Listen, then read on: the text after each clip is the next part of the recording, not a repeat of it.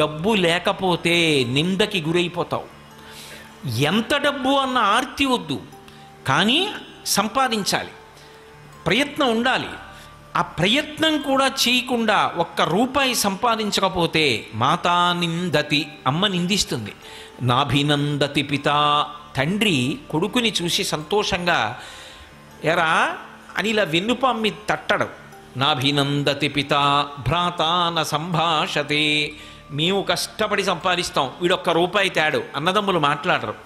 భృత్యకుప్యతి, సేవకుడు చెప్పిన పని చేయడు, ఒక్క రూపాయి ఇవ్వలేవు కానీ పనులు చెప్తావా అంటాడు. భృత్యకుప్యతి నానుగచ్చతి సుత, తండ్రి గారి ఇంట్లోకి వస్తూ ఉంటే కొడుకు జలపాత్ర పట్టుకుని ఎదురొచ్చి నాన్నగారు కాళ్ళు కడుక్కోండి అనాలి, ఎదురు రాడు. నానుగచ్చతి సుత కాంతాపినా లింగతే, భార్య కూడా ప్రియమార ఆలింగనం చేసుకోదు. ఆఖరికి అర్ధప్రార్థన శంకయాన కురుతే సల్లాపమాత్రం సుహృత్. సుహృత్ అతను చాలా మంచి స్నేహితుడు, అతనేమి దోషభూయిష్టమైన నడవడి ఉన్నవాడు కాడు. కానీ అస్తమానం కనపడినప్పుడల్లా డబ్బు అడుగుతుంటే ఆయన మాత్రం ఎక్కడి నుంచి తెస్తాడు? అందుకని ఇట్నుంచి ఈ డబ్బు సంపాదించిన వాడు ఎడుతుంటే అట్నుంచి సుహృత్ మంచివాడైన స్నేహితుడు ఇలా వస్తుంటే వీణ్ణి చూసి పని లేకపోయినా ఇటు రావలసిన వాడు అటు వెళ్ళిపోతాడు. నకురుతే సల్లాపమాత్రం, ఏమాయి బాగున్నావా అని ఇలా చెయ్యి కూడా ఎత్తడు. నకురుతే సల్లాపమాత్రం సుహృత్ తస్మాత్ నైతికమర్ధమార్జన శృణు సఖే. కాబట్టి ఓ స్నేహితుడా, డబ్బు సంపాదించు, డబ్బు సంపాదించనన్న మాట అనకు. యవ్వనంలో డబ్బు సంపాదించి తీరాలి. కాబట్టి తస్మాత్ నైతికమర్ధమార్జన శృణు సఖే విత్తేన సర్వే వశాః. ఆ డబ్బు చేత లోకమునందు సమస్తమైన సుఖములు కలుగుతాయి. కానీ ఒక్కటి గుర్తుపెట్టుకో, నీతి తప్పి సంపాదించవద్దు, అదే సమస్త దుఃఖములకు కారణమవుతుంది.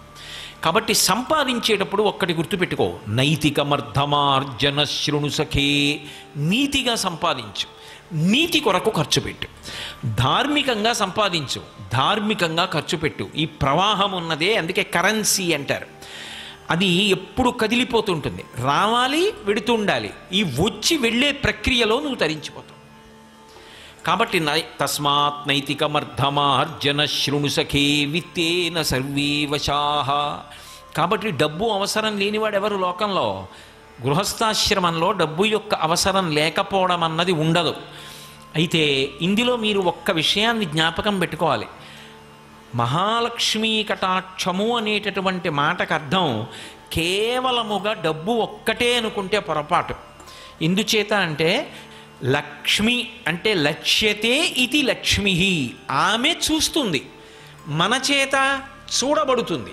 ఎందుకు చూడబడుతుంది అంటే మా వంక చూస్తే బాగుండని చూడబడుతుంది. ఆవిడ ఒక్కసారి నా వంక చూస్తే బాగుండు అని మనం చూస్తాం, ఆవిడ లోకములను ఇలా చూస్తుంటుంది. మరి అదేమిటి? ఆవిడ చూస్తుంటే నన్ను చూస్తే బాగుండని చూడడం ఏమిటి అంటే ఆవిడ అంతటా చూస్తున్నా ఆవిడ చూపు నీ మీద పడలేదు.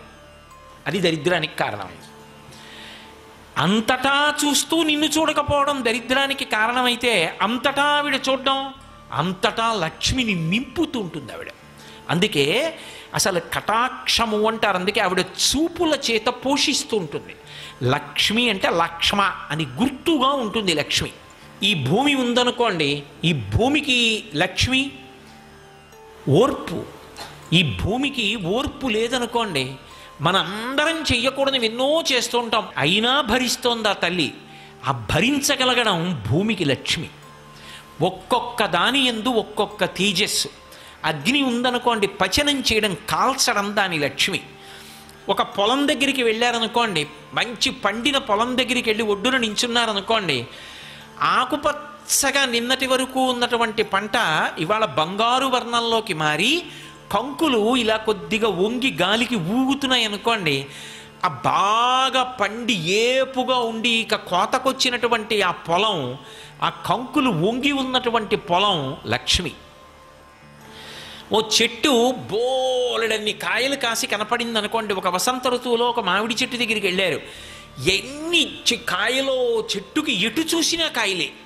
అబ్బా ఇన్ని కాయలో అన్నాం.